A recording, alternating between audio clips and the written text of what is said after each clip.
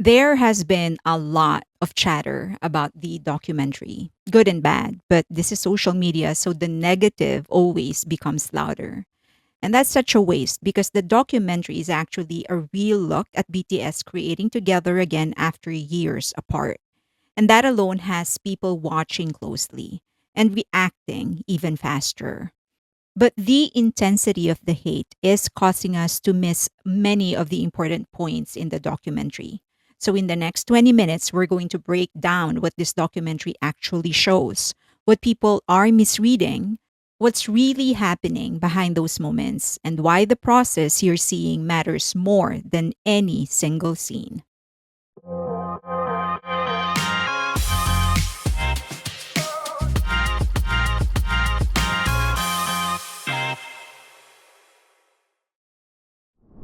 A fragment of a long and big process.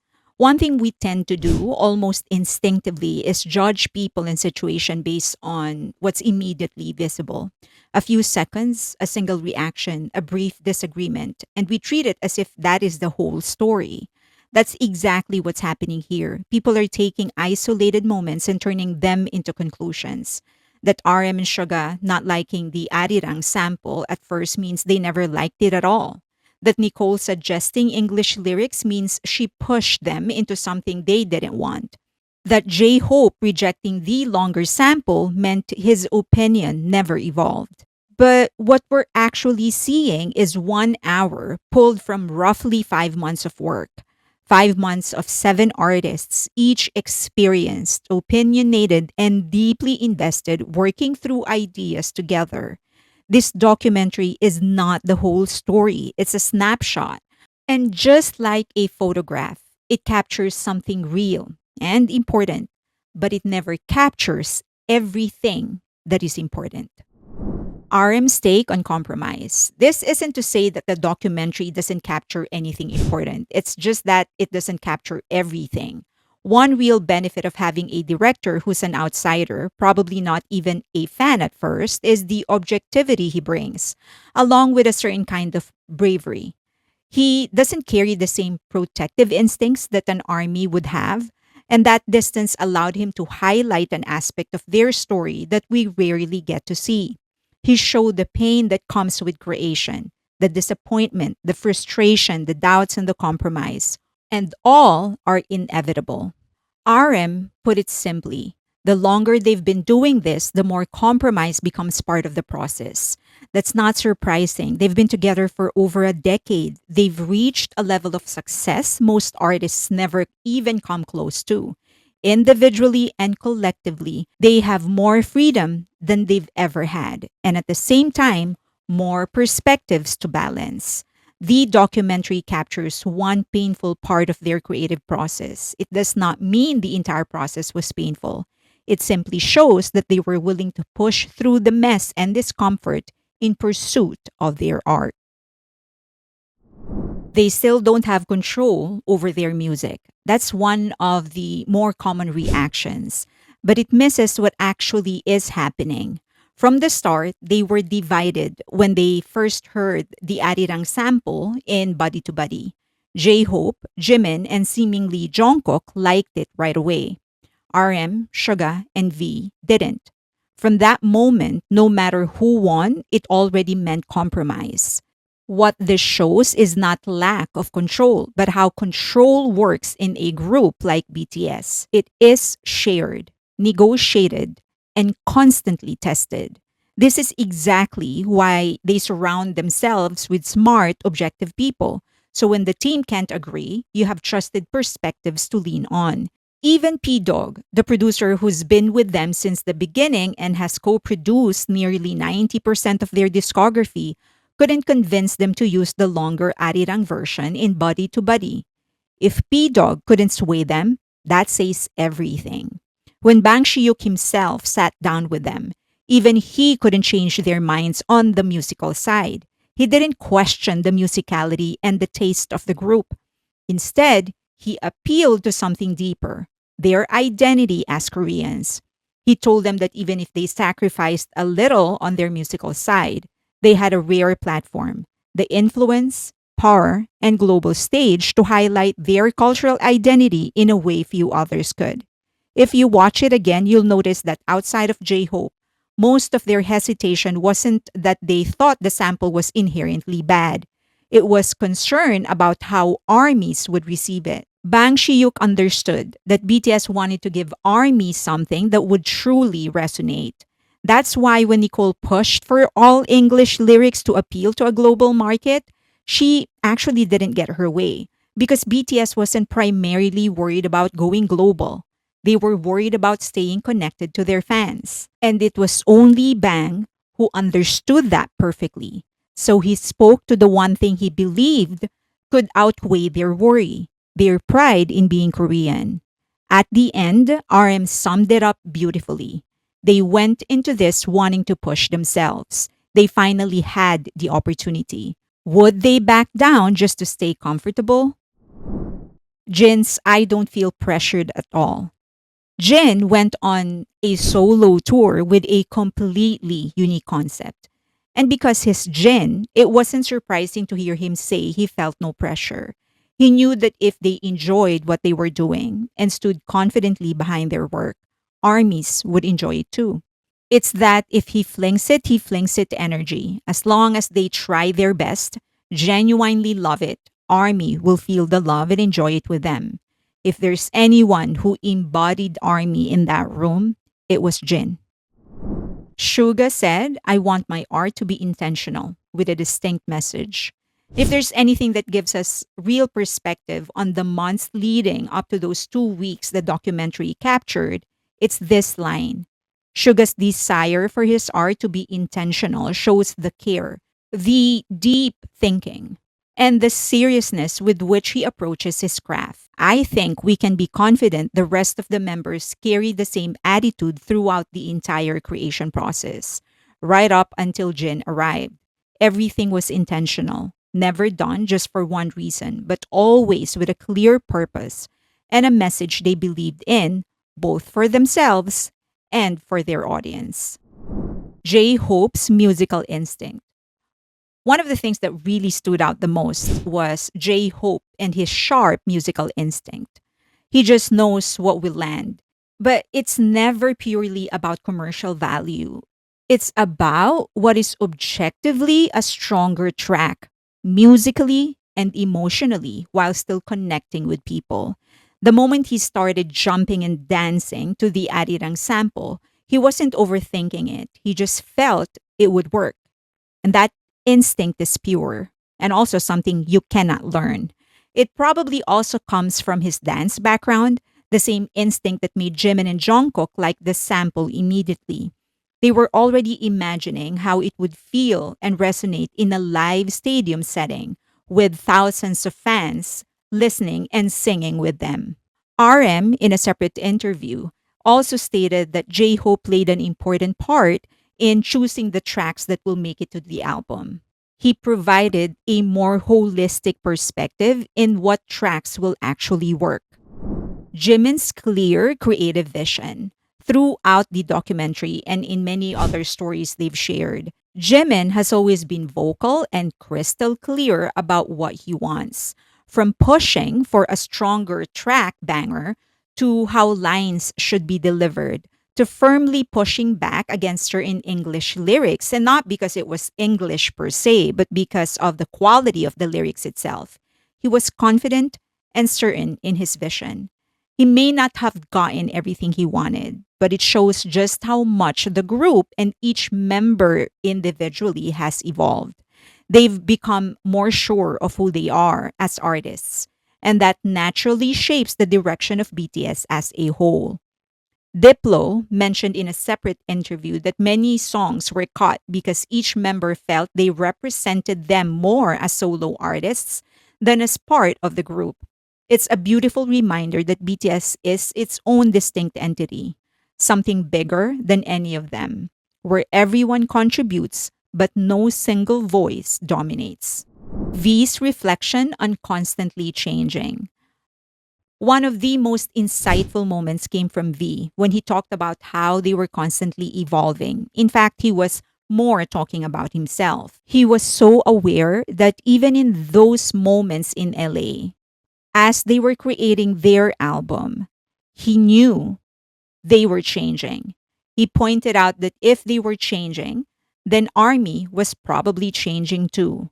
And he left the thought hanging, which felt perfect because that constant change has no real conclusion. It's ongoing. And it's probably the curse, quote unquote, of being an artist. You're rarely ever fully content because you're always shifting. What feels perfect today may not tomorrow. And that's the nature of growth. Jungkook started and ended it. In a separate interview, the director mentioned how important it was that Jungkook both opened and closed the documentary.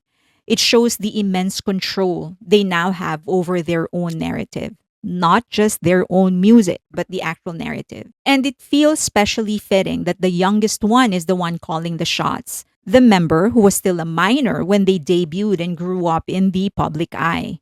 It's a powerful signal. They decide now. They decide when we get to see them, when the story starts, and when it's enough. Jungkook also delivered probably the most important line in the documentary, the one that beautifully concludes the messy process of not just making this album, but of coming back together as a band. In the pictorial, standing in the center, he said, "This is it, guys. We made it. We are back together again as seven." And that's what matters most. Because pain is inevitable. The creative process is always messy. There will always be compromises. But what truly counts is that they chose to come back together again as seven on their own terms.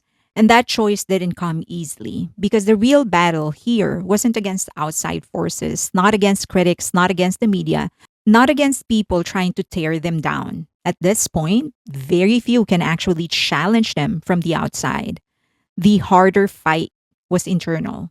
They've already achieved more than most artists ever will. As a group, they've reached a level that could justify stepping back. As individuals, they've built careers that could stand on their own. It would have been easy, understandably easy, to stay in that space, to be comfortable, to move forward separately without having to go through this kind of friction again. But they chose to come back and put themselves through the difficulty again, the disagreements, the uncertainty, the need to align seven different perspectives into one direction. They chose to continue to build rather than settling into what they've already done. They continue to choose each other.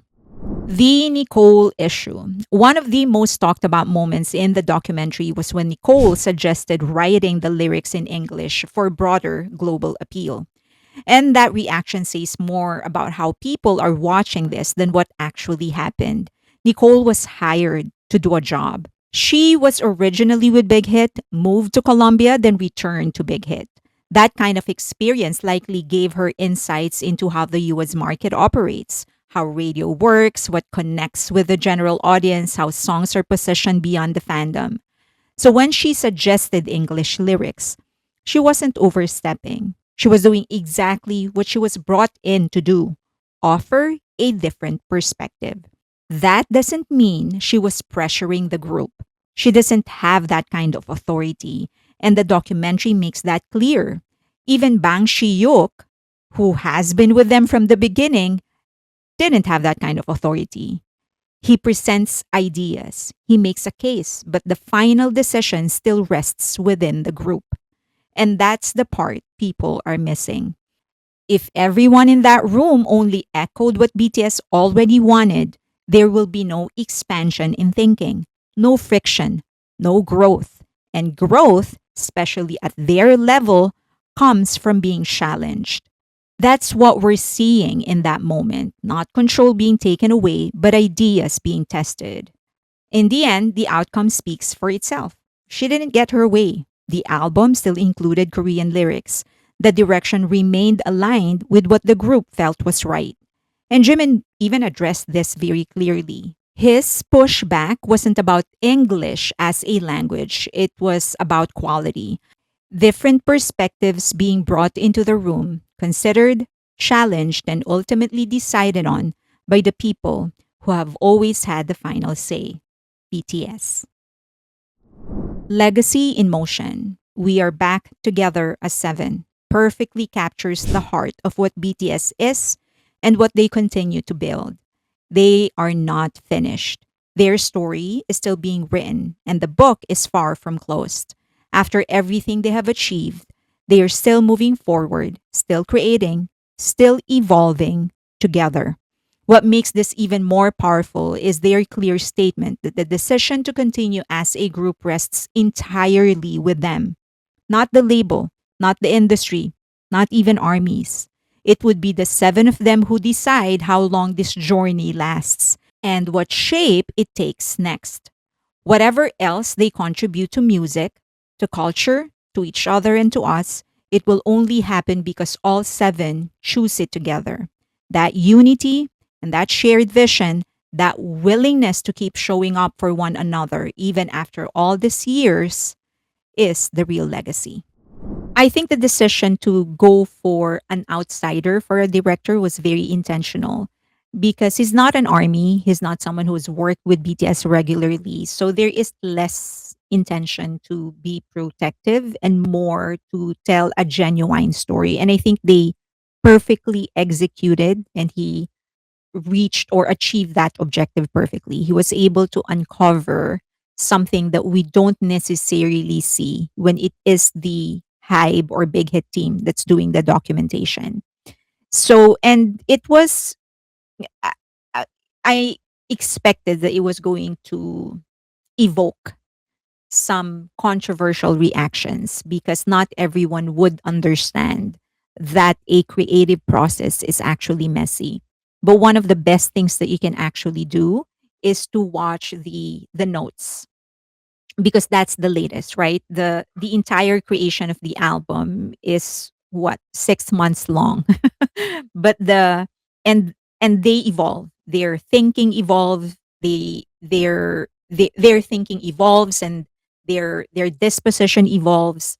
So the latest, basically the most current one that will allow you to capture where they are as artists and how they feel towards the work that they put into would be the notes. That's the latest. So I would always recommend that after watching all of those things, after listening to the many interviews of other collaborators, the best thing for you to do is to watch the notes and actually rewatch it because that will give you the most recent emotion from them. Hope that helps. Okay. Thank you so much for being with me. If you can, please like the video. Also, if you can go to the our online magazine, visit the online magazine asianentertainmentandculture.com. Also, consider donating to the channel. The QR code is on your screens right now.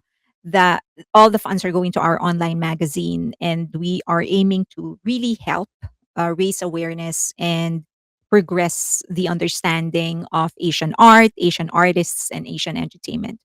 Also, if you can, if you want more news type of stuff, I cover more things on TikTok, IG, and um, YouTube Shorts, also X. So follow me there as well. If you are a member of my Patreon or YouTube, I do a live stream for members only once a week. Those don't go public, and I also provide exclusive content. Okay, please like the video, subscribe, and hit that notification button. But the most important thing is for you to share the video because that's really helping the channel get recommended by the algorithm. So forward it to your friends, family members, leave a link on your social media, on your messaging app, on your email, everywhere. Thank you so much. Till next time.